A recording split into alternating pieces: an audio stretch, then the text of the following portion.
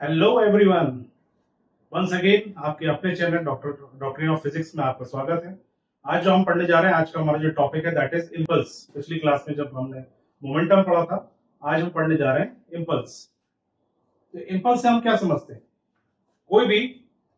कोई large force है, वो कोई शॉर्ट इंटरवल टाइम के लिए इफेक्ट डालती है किसी चीज पे, वो होता है हमारा इम्पल्स। अगर डेफिनेशन की हम बात करें, when a large force acts on a body for a very small time interval, it is called an impulsive force, or we can say impulse. अगर हम एग्जांपल से समझते हैं, देखिए कोई कार है, अगर ड्राइवर के नेग्लिजेंस से वो दीवार से टकरा जाती है तो वो कुछ स्पीड से जाएगी और कुछ फोर्स से जाएगी, तो वो दीवार पे, वो वॉल पे, वो एक लार्ज फोर्स एक्सर्ट कर रही है, but for a short interval of time, और we can say very little time of interval. ठीक है, तो इंपल्स वही होता है। इंपल्स का फॉर्मूला अगर हम बात करें तो फोर्स इनटू टाइम ड्यूरेशन, तो फोर्स तो बड़ा है और हम इंपल्स को जे से रिप्रेजेंट करते हैं, तो हमारा फॉर्मूला हो जाएगा एफ इंटू टी। लेकिन टाइम इंटरवल तो बहुत छोटा है, इसलिए हम एक पर्टिकुलर टाइम इंटरवल की बात कर रहे हैं, तो हमारा फॉर्मूला हो जाएगा J is equals to F into delta T. ठीक, जहां पर डेल्टा टी क्या है? टाइम इंटरवल है। ठीक, अब इंपल्स क्या होता है? एक वेक्टर क्वांटिटी है, उसकी अगर एसआई यूनिट की हम बात करें तो देखिए फोर्स का हुआ न्यूटन और टाइम का हुआ सेकंड, और we can say KG metre per second, और इसका डायमेंशन हो जाएगा ML T minus 1। Is it clear? तो ये हमने इंपल्स की बात कर ली। अब एक और चीज होती है इंपल्स मोमेंटम थ्योरम, वो क्या होती है हम बात कर लेते हैं, है?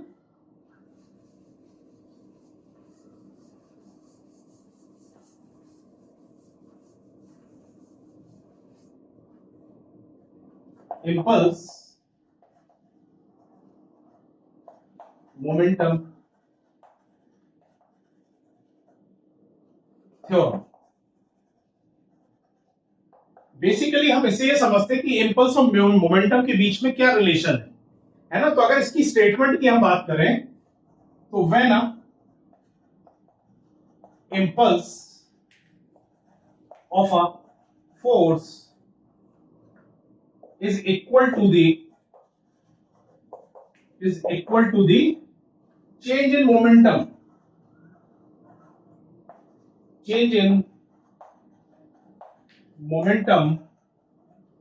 of an object। इस डेफिनेशन से हम क्या समझे कि जो एक इंपल्सिव फोर्स है वो किसके बराबर है? चेंज इन मोमेंटम के बराबर है। यही हमारी इंपल्स मोमेंटम थ्योरम हमें बताती है। देख लीजिए, हमने फॉर्मूला लिखा था J is equals to F into delta T.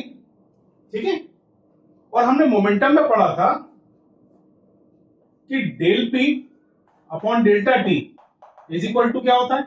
F delta T. अगर मैं इसको यहां ले जाऊं तो मेरे पास आ जाएगा del P is equals to F del T. ये क्या है? लेकिन ये तो इंपल्स है, तो यही एक रिलेशन है कि जो हमारा चेंज इन मोमेंटम है वही तो इंपल्स है। That is impulse momentum theorem, है ना? तो जो चेंज इन मोमेंटम है वही इंपल्स है, कहने का मतलब ये है। ठीक है, इसमें हम जब क्वेश्चंस करेंगे तो आपको एक क्लैरिटी आ जाएगी। उम्मीद करता हूं ये कंसेप्ट आपको समझ में आया होगा कि इंपल्स होता क्या है ना? चलिए इस पर न्यूमेरिकल्स करते हैं। ये कुछ हमारे पास क्वेश्चंस हैं। पहला क्वेश्चन हम उठाते हैं, क्या कह रहा है? अ football of mass 0.8 kg coming towards the player with a initial velocity 5 meter per second. The player hits the straight back the football with the velocity of 10 meter per second. If contact time is 0.02 seconds, find the average force involved. एक football है जिसका मास है 0.8 kg और वो player की तरफ आ रही है ना? कितनी वेलोसिटी से? इनिशियल वेलोसिटी से 5 मीटर पर सेकंड। ठीक, मान लीजिए ये एक फुटबॉल है, ठीक है, ये प्लेयर की तरफ आ रही है 5 मीटर पर सेकंड से। ठीक, और प्लेयर क्या करता है? उसको हिट बैक करता है, स्ट्रेट बैक। कितनी वेलोसिटी से, 10 मीटर पर सेकेंड। तो ये इसकी इनिशियल वेलोसिटी हो गई, ये फाइनल वेलोसिटी हो गई, ठीक। और कांटेक्ट टाइम हमें दे रखा है 0.02 सेकेंड्स। हमें एवरेज फोर्स निकालना है, ठीक।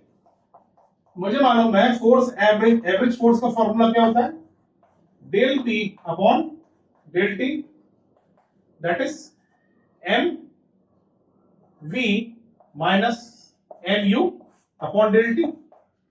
और ये मेरा क्या होता है, चेंज इन मोमेंटम। तो चेंज इन मोमेंटम अगर मैं इसकी बात करूं, m जो कि है 0.8 इंटू माइनस वी, मैं एज्यूम कर लूंगा जब वो बॉल प्लेयर की तरफ जा रही है तो वो चेंज इन मोमेंटम, ये जो वेलोसिटी होगी वो कैसी होगी, नेगेटिव, और जो फाइनल वेलोसिटी होगी वो पॉजिटिव, ठीक। तो ये हो जाएगा। और इस केस में मोमेंटम क्या होगा, सिंपली m इंटू वी। तो मैं इसको लिख सकता हूं m v minus U upon del T. अब मास तो मेरे को पता है 0.8 है, v मेरा क्या है 10, और इसका चेंज इन मोमेंटम क्या था, नेगेटिव, इसलिए -5। Is it clear. और टाइम, कांटेक्ट टाइम क्या दे रखा है मेरे को, 0.02 सेकेंड्स, ठीक। तो जब मैं इसको निकालूंगा, मुझे निकालना है एवरेज फोर्स, तो जब मैं इसको सॉल्व करूंगा तो मेरा एवरेज फोर्स क्या आ जाएगा, 600 न्यूटन, ठीक।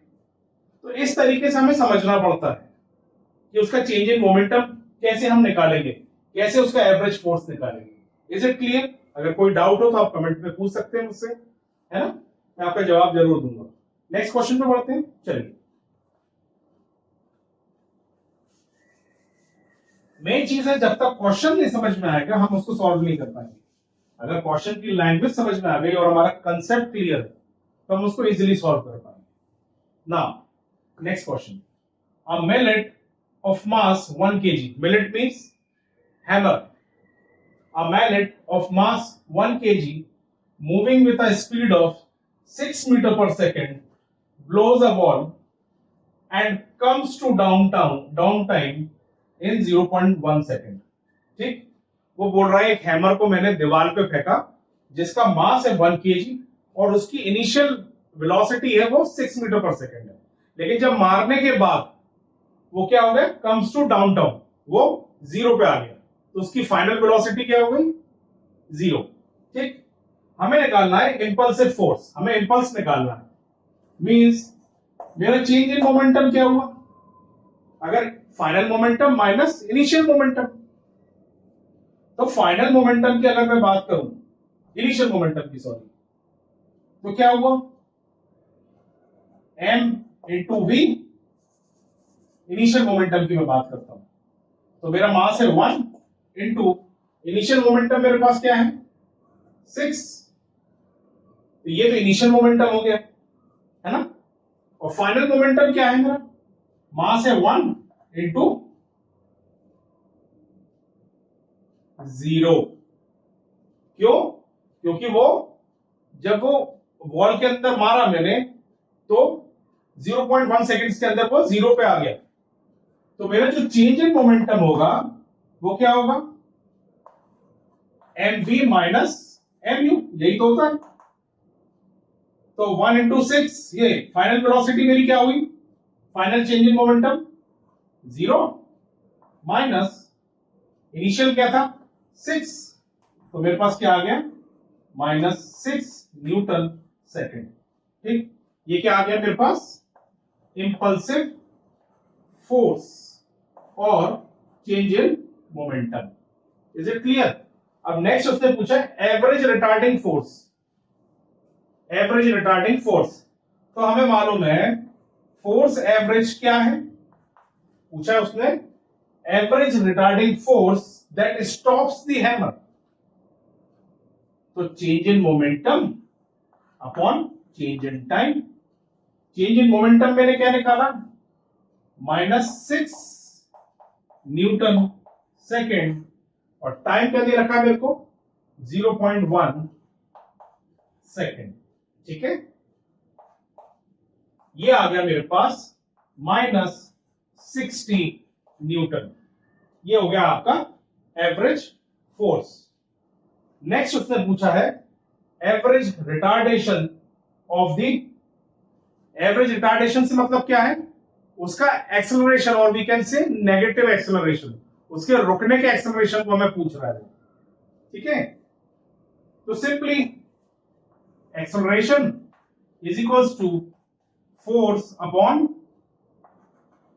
एम।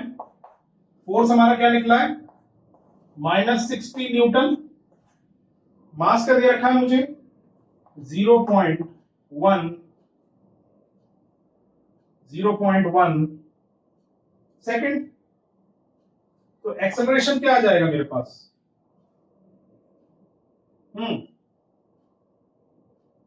एक्सेलरेशन आ जाएगा -60 metre per second square. Is it clear? उम्मीद करता हूं आपको समझ में आया होगा, है ना। सिंपल है, हमें चेंज इन मोमेंटम निकालना है, उससे हमारा इंपल्स निकल जाएगा। एवरेज रिटार्डेशन का फॉर्मूला मुझे ये पता है, हम इंपल्स निकाल चुके थे, टाइम हमारे पास था, तो इससे एवरेज फोर्स निकल आया और एक्सेलरेशन हमने निकाल लिया। Is it clear? चलिए, अच्छा एक और चीज, ये ग्राफ है, ठीक, this is force, this is time, ठीक है, ठीक।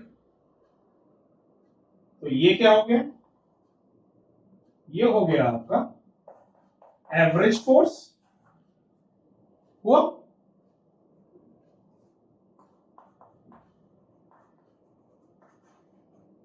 ठीक, T1 T2 और इसको हम बोलेंगे delta T. Is it clear? कहने का मतलब है कि जब भी कोई ग्राफ जो फोर्स और टाइम बता रहा हो, तो ये जो ग्राफ के बीच का एरिया जो है, फोर्स और टाइम का ग्राफ हमें क्या बताएगा, इंपल्स बताएगा। जहां भी आपको देखे फोर्स और टाइम का ग्राफ, वो हमें क्या बताएगा, इंपल्स बताएगा। Is it clear? चलिए नेक्स्ट क्वेश्चन करते हैं।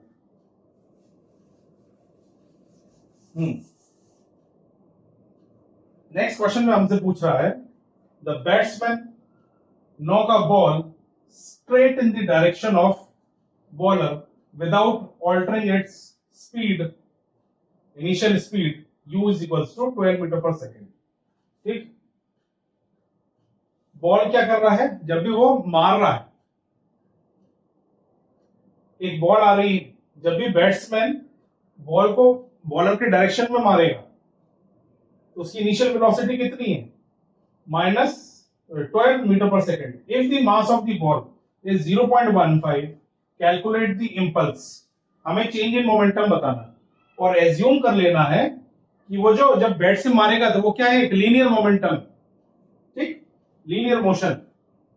तो देखिए, जब ये बॉलर इस बैट्समैन के पास भेजेगा, बॉल फेंकेगा, तो इसका चेंज इन मोमेंटम क्या होगा, जब इस डायरेक्शन में होगा तो होगा m इंटू -v, और जब बैट्समैन बॉलर की डायरेक्शन में जब मारेगा तो उस मोमेंटम को मैं मान लूंगा m इंटू v, इसको मैं मान लूंगा पॉजिटिव।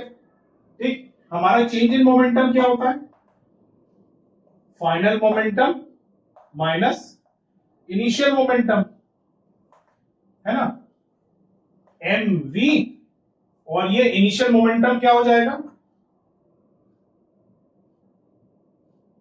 ये इनिशियल मोमेंटम क्या हो जाएगा, माइनस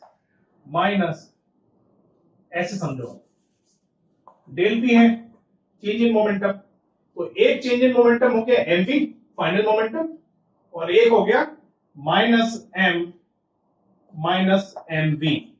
तो ये हो जाएगा 2mv। ठीक, हमें निकालना क्या है, इंपल्स निकालना है। तो हमारा इंपल्स क्या हो जाएगा, 2, मास हमें दे रखा है कितना, 0.15 इंटू 12, आंसर मेरा क्या आएगा, 3.6 न्यूटन सेकेंड। ठीक है, तो ये मेरा क्या हो गया, इंपल्स हो गया। तो इस तरीके से हम निकालते हैं। बात समझ में आई? चलिए एक क्वेश्चन और करते हैं। तो ये एक क्वेश्चन है, a golfer hits a ball of mass 45 gram. जब भी ग्राम में दिया हो उसको हम केजी में जरूर कन्वर्ट कर लेंगे, है ना, at a speed of 40 metre per second. ठीक, द गोल्फ क्लब का मतलब जिस स्टिक से हम मारते हैं उसको, is in contact with the ball for 3 seconds. Compute the average force applied by the club on the ball. ठीक, एक गोल्फर है जिसने उस बॉल को हिट किया जिसका मास है 45 ग्राम्स। ठीक, और उसकी स्पीड कितनी हुई, 40 मीटर पर सेकंड। अब वो इनिशियल से मार रहा है तो उसकी इनिशियल वेलोसिटी क्या है, वो तो रेस्ट पे है ना, तो वो 0 हो गई और फाइनल वेलोसिटी क्या हो गई हमारी 40 मीटर पर सेकंड। और वो गोल्फ क्लब का जो कांटेक्ट हुआ बॉल के साथ वो कितने टाइम के लिए हुआ, 3 सेकंड के लिए। हमें एवरेज फोर्स बताना है। ठीक, एवरेज फोर्स का फॉर्मूला हमें मालूम है, change in momentum upon change in time. ठीक, तो चेंज इन मोमेंटम कैसे निकालेंगे, इनिशियल मोमेंटम की मैं बात करता हूं। सबसे पहले तो मास को मैं लिख लूंगा 0.045 kg। हमेशा जब भी ग्राम में दिया हो उसको हम काय में कन्वर्ट कर लेंगे, केजी में। तो इनिशियल मोमेंटम एम मास मेरे को दे रखा है 0.045 into initial velocity that is 0। तो मेरा इनिशियल मोमेंटम क्या हो गया, 0 हो गया। ठीक, फिर 0 क्यों, क्योंकि चेंज इन मोमेंटम क्या होता है, mass into velocity. 0.045 into final velocity मेरी क्या दे रखी है 40, तो ये क्या आ जाएगा 1.8। तो चेंज इन मोमेंटम क्या हुआ मेरा, final momentum minus initial momentum, तो मेरा चेंज इन मोमेंटम क्या आ गया 1.8। अब मुझे मालूम है एवरेज फोर्स का फॉर्मूला क्या होता है, delta P upon delta T. Change in momentum मेरे पास क्या आया था 1.8 अपॉन कितने सेकंड्स के लिए कांटेक्ट में रहा था वो क्लब के, 3 सेकंड्स के लिए। तो ये 3 सेकंड और ये केजी मीटर पर सेकंड। तो मेरा आंसर क्या आ जाएगा, एवरेज फोर्स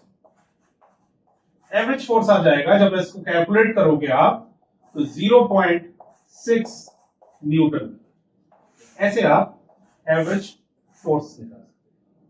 तो आज की क्लास में हमने क्या पढ़ा, हमने इंपल्स के बारे में पढ़ा, इंपल्स मोमेंटम थ्योरम क्या होती है, कौन सा ग्राफ से हमें पता चलता है कि वो इंपल्स क्या होता है, और ये कुछ न्यूमेरिकल्स थे ताकि आपका कंसेप्ट एकदम क्लियर हो जाए कि हम न्यूमेरिकल्स इजीली सॉल्व कर सके।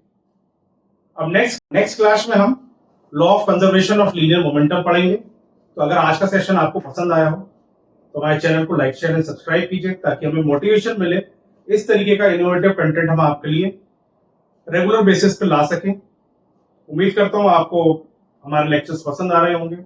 इसी तरह इस चैनल को देखते रहिए, अपना प्यार देते रहिए। Till then goodbye, take care.